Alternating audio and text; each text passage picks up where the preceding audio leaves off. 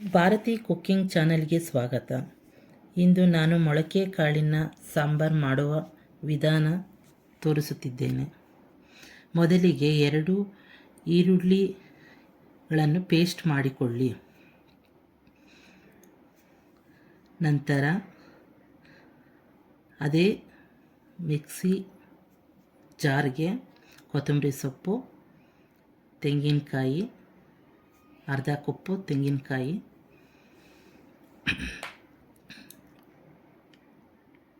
ಶುಂಠಿ, ಬೆಳ್ಳುಳ್ಳಿ, ಚಕ್ಕೆ 2 ಪೀಸು, ಲವಂಗ ಒಂದು 4-5, ಒಂದು 4 ಗೋಡಂಬಿ, ಅರ್ಧ ಸ್ಪೂನ್ ಗಸಗಸೆ, ಅರ್ಧ ಸ್ಪೂನ್ ಕಡಲೆ, ಕಾಳುಮೆಣಸು, 2 ಟೊಮೊಟೊ ಹಾಕಿಕೊಂಡು ಮಿಕ್ಸಿಯಲ್ಲಿ ಗ್ರೈಂಡ್ ಮಾಡ್ಕೊಳ್ಳಿ. ಅದೆಲ್ಲ ನುಣ್ಣಗೆ ರುಬ್ಕೋಬೇಕು. ನಂತರ ಸ್ಟವ್ ಹಚ್ಚಿಬಿಟ್ಟು ಪಾನ್ ಇಟ್ಕೊಳ್ಳಿ. ಸನ್ಫ್ಯೂರ್ ಎಣ್ಣೆ ಹಾಕ್ತಾಯಿದ್ದೀನಿ.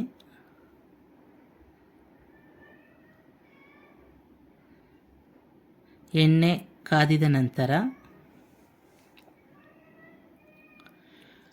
ಈರುಳ್ಳಿ ಪೇಸ್ಟ್ ರುಬ್ಕೊಂಡಿದ್ರಲ್ಲ ಅದನ್ನು ಹಾಕಬೇಕು.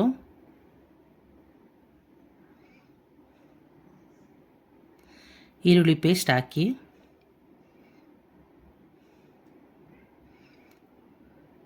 ಈರುಳ್ಳಿ ಪೇಸ್ಟಿನ ಹಸಿ ವಾಸನೆ ಎಲ್ಲ ಹೋಗೋವರೆಗೂ ಚೆನ್ನಾಗಿ ಹುರ್ಕೊಳ್ಳಿ. ಸ್ವಲ್ಪ ಬ್ರೌನ್ ಕಲರ್ ಬರುತ್ತೆ, ಅಲ್ಲಿವರೆಗೂ ಫ್ರೈ ಮಾಡಬೇಕು. ಅರ್ಧ ಸ್ಪೂನ್ ಅರಿಶಿನ ಪುಡಿ ಹಾಕಿ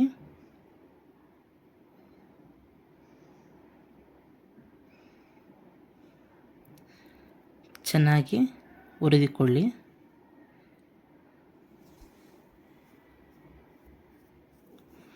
ನಂತರ ಮೊಳಕೆ ಕಟ್ಟಿದ ಕಾಳುಗಳನ್ನು ಚೆನ್ನಾಗಿ ತೊಳೆದುಕೊಂಡು ನೀರನ್ನು ತೆಗೆದು ಅದನ್ನು ಹಾಕಿ ಸ್ವಲ್ಪ ಫ್ರೈ ಮಾಡಬೇಕು. ಎಣ್ಣೆಯಲ್ಲಿ ಈರುಳ್ಳಿ ಪೇಸ್ಟು ಎಣ್ಣೆಯಲ್ಲಿ ಫ್ರೈ ಮಾಡಿ.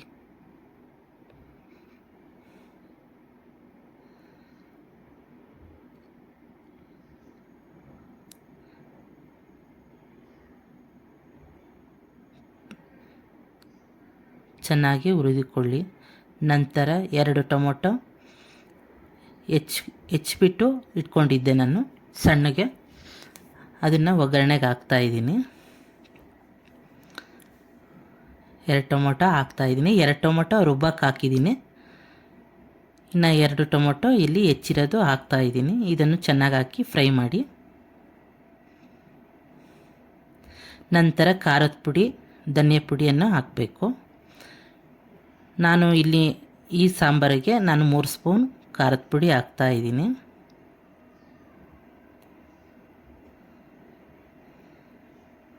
ಹಾಗೆ 3 ಸ್ಪೂನ್ ಧನಿಯಾ ಪುಡಿ ಹಾಕ್ತೀನಿ.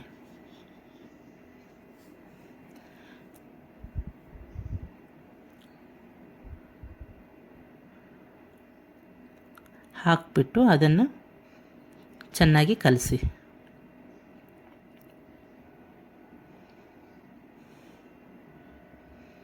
ನಂತರ ಸ್ವಲ್ಪ ನೀರನ್ನು ಸೇರಿಸ್ತಾ ಇದ್ದೀನಿ.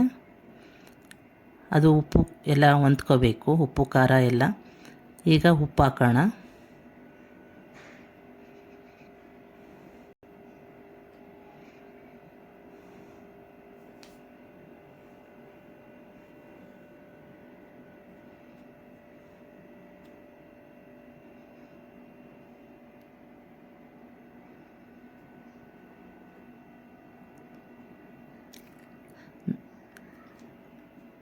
ಉಪ್ಪು ಹಾಕ್ತಾಯಿದ್ದೀನಿ. ರುಚಿಗೆ ತಕ್ಕಷ್ಟು ನೋಡಿಕೊಂಡು ಉಪ್ಪು ಹಾಕ್ರಿ ನೀವು.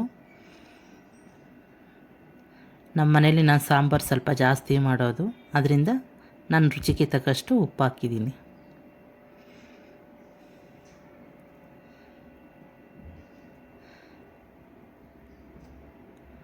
ನಂತರ ಮಿಕ್ಸಿಯಲ್ಲಿ ರುಬ್ಬಿಕೊಂಡ ಮಸಾಲೆಯನ್ನು ಎಲ್ಲ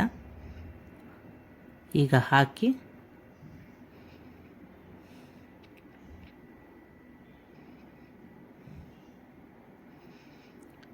ನಿಮಗೆ ಸಾಂಬಾರು ಎಷ್ಟು ಬೇಕೋ ಅಷ್ಟು ಮಾಡಿಕೊಡಿ.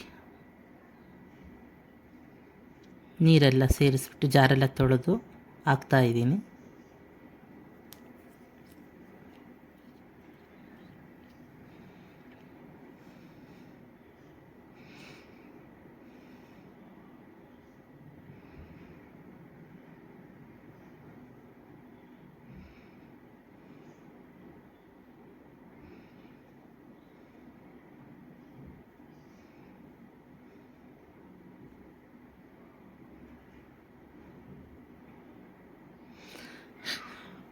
ಕುಕ್ಕರ್ ಮುಚ್ಚಳ ಮುಚ್ಚಿಬಿಟ್ಟು